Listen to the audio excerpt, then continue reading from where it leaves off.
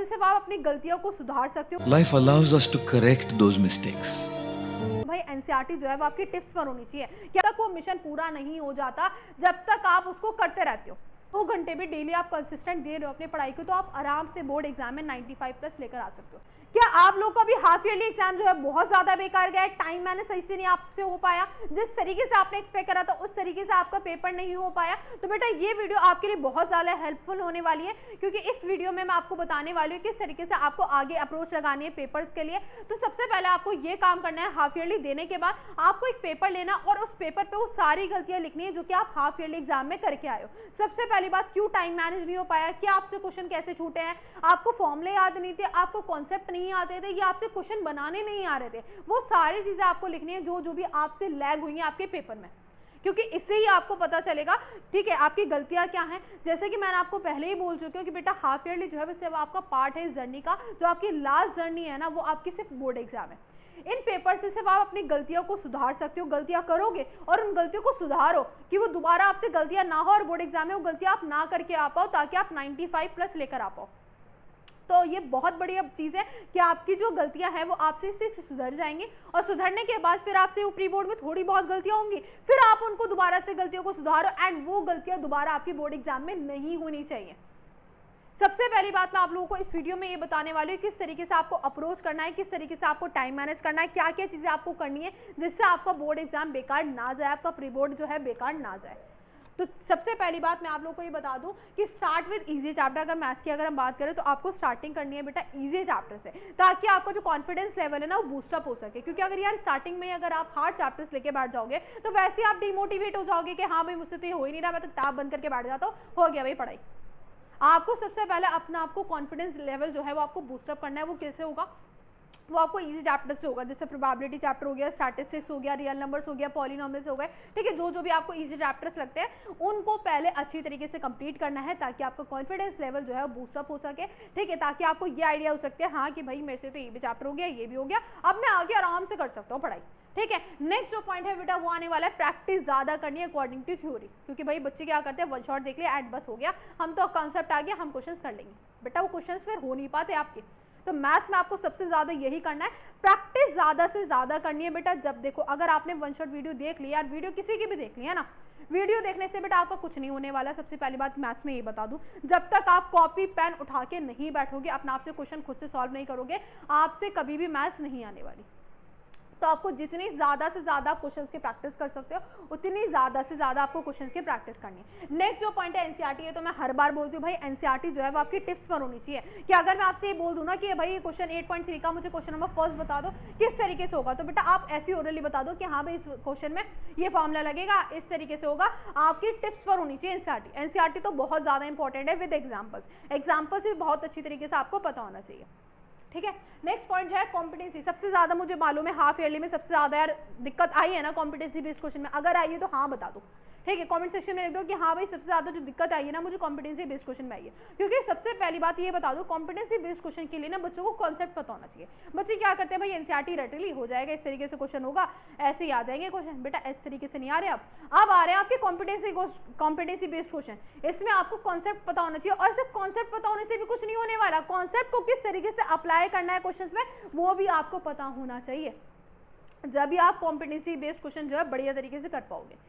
तो competency based question के लिए बहुत ज़्यादा आपको प्रैक्टिस करनी पड़ेगी। अब ये कहाँ से प्रैक्टिस करें, ये आपको बेटा सैम्पल पेपर परचेज कर लो, वहाँ पे आपके पास बहुत सारे कॉम्पिटेंसी बेस्ड क्वेश्चन मिल जाएंगे, वहाँ से आपको कॉम्पिटेंसी बेस्ड क्वेश्चन की प्रैक्टिस करनी है, ठीक है। तो ये थी सारी चीज़ें। अब मैं आपको ऐसे 3 स्टेप बताने वाली हूँ जिससे आप बहुत ही बढ़िया तरीके से आप पढ़ाई कर सकते हो।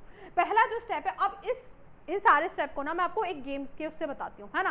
पहला जो स्टेप है वो क्या कहता है, focus on outcome not on failure. चलो भाई आपने एक गेम सुना होगा GTA 5, सभी बच्चों ने खेला होगा ना, बहुत ज़्यादा फेमस गेम है वो, सभी बच्चों ने खेला होगा। अब जब आप GTA 5 खेलने जाते हो तो उसमें मिशंस आते हैं, है ना, मिशन को कंप्लीट करना होता है, जब भी नेक्स्ट मिशन आता है। तो भाई जब तक मिशन आपका कंप्लीट नहीं हो जाता, पहली बार जब आप मिशन करने जाते हो तो आप हार जाते हो, फिर दोबारा करने जाते हो, फिर हार जाते हो, लेकिन फिर दोबारा कोशिश करते हो, फिर दोबारा, जब तक वो मिशन पूरा नहीं हो जाता जब तक आप उसको करते रहते हो। करते हो कि नहीं करते हो, तो सेम बेटा आप, अच्छा एक बात बताओ, जब आप करने जाते हो मिशन तो आप क्या ये देखते हो कि हाँ भाई अगर मैं फेल, इसमें मतलब पहले वाले मिशन में फेल हो गया तो मैं दोबारा नहीं करूँगा, क्या ये बात आपके दिमाग में आती है? बिल्कुल भी नहीं आती होगी। बस आपका फोकस ये रहता है कि हाँ भाई ये मिशन जो है मुझे कंप्लीट करना है, अब कितने भी टाइम लगे, चाहे कितना भी कुछ लगे, मुझे मिशन जो है वो कंप्लीट करना है, हर हाल में कंप्लीट करना है। तो बेटा यही सेम थिंकिंग के साथ आपको पढ़ाई भी करनी है कि अगर मुझसे क्वेश्चन नहीं बन रहा है, मुझसे इस तरीके से पढ़ाई नहीं हो रही है, तो मैं पढ़ाई करना है, मुझे फेलियर पे ध्यान नहीं देना है कि हाँ मुझसे क्वेश्चन नहीं हो रहा तो मैं बंद करके बैठ जाता हूँ। ये आपको नहीं सोचना है। आपको जब तक प्रैक्टिस करती रहनी है, जब तक आपसे वो क्वेश्चन नहीं बन जाता है, आपको ज़्यादा से ज़्यादा क्वेश्चन की प्रैक्टिस करनी है। समझ आ रही है? तो बस आपको फेलियर पे मेन फोकस जो है, मेन चीज़ जो है समझाने वाली यहाँ पे है कि आपको भाई फेलियर पे ध्यान नहीं देना है, आपको आउटकम पे ध्यान देना है। आपको ये सोचना है, आपकी थिंकिंग ये होनी चाहिए कि हाँ भाई मेरे जो एग्जाम्स हैं बोर्ड एग्जाम में 95+ आने चाहिए, और ये आउटकम कैसे आएगा ये मुझे खुद सोचना है कि किस तरीके से मैं पढ़ाई करूँ, क्या मैं चीज़ें करूँ जिससे मेरे 95+ आ जाए। ये आपको खुद से सोचना पड़ेगा, ठीक है। ये अगर आपके माइंड में है कि हाँ मुझे 95+ लेकर आना है, तो यार आप कितनी भी शिद्दत से आप पढ़ाई करो, आपके आराम से आ जाएंगे। लेकिन बस हाँ ये होना चाहिए लेकिन कि 95+ मुझे लेकर आने हैं। समझ आ रही है? तो आपको बस ये ध्यान रखना है कि आपको फेलियर पे ध्यान नहीं देना है, आपको अपने आउटकम पे ध्यान देना है कि हाँ भाई मुझे 95+ लेकर आना है। अब मुझे क्या क्या अप्रोच लगानी है, क्या क्या चीज़ें करनी है, किस तरीके से पढ़ाई करनी है, वो आपको खुद से सोचना है।